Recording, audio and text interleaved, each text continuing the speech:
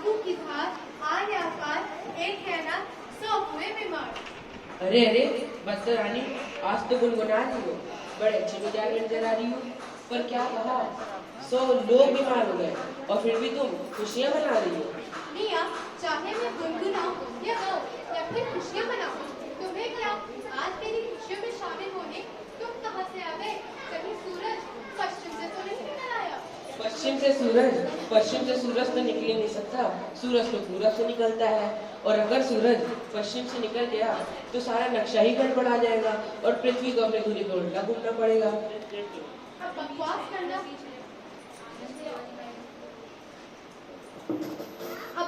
करना बंद करो मियाँ। क्या यूं ही बेसिर पैर की बातें करते चले जा रहे हो? बाप रे बाप, मेरा तो सर ही खाली कर डाला।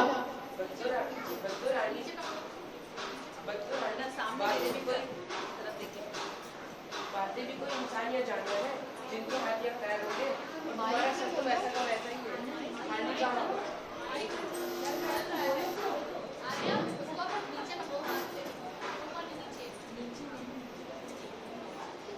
पकड़ो आनंद, बोलो अपना वर्ड। बंदो रानी,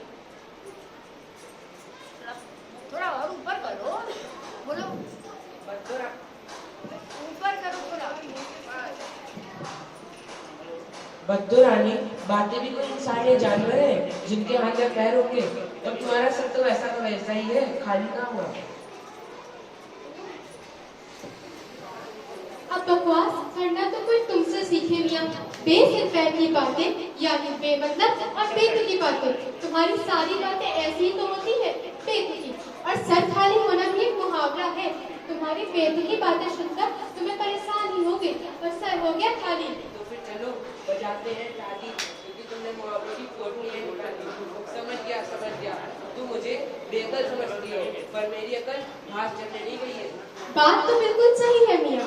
यदि अगर यह भी बता दो कि यह एक कहावत है या मुहावरा, तो मैं तुम्हारा लोहा मान जाऊंगी। चलो भाई, मेरी अकल पे ताला तो लगा नहीं, जो मैं तुम्हारी किसी बात नहीं समझ सकता। किसी आम जीवन की घटना या अनुभवों के आधार पर की गई बातें होती हैं मुहावरे। क्यों, ठीक है ना? हाँ बिल्कुल ठीक, मान गई तुम्हारा लोहा। चलो भाई, ये भी होगा कोई कहावत या मुहावरा, पर तुम मेरा लोहा ही क्यों मानी? मेरा सोना चांदी या तांबा क्यों नहीं?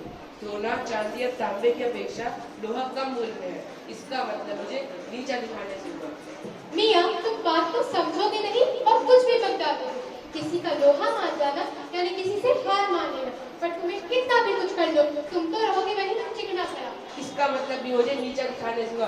तुम मुझे हमेशा नीचा दिखाती हो, अपमानित करती हो, या ठीक नहीं है? लो भाई, इन्हें तो पड़ गए गुमशुदगी के दौरे। क्या करूं? डॉक्टर को बुलाऊं या काढ़ा पिलाऊं?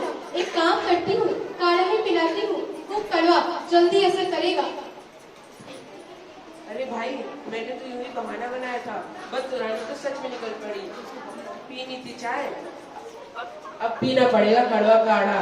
लो भाई, हो गए लेने के देने यानी मुहावरा। हाँ, मुहावरे से बात बन सकती है।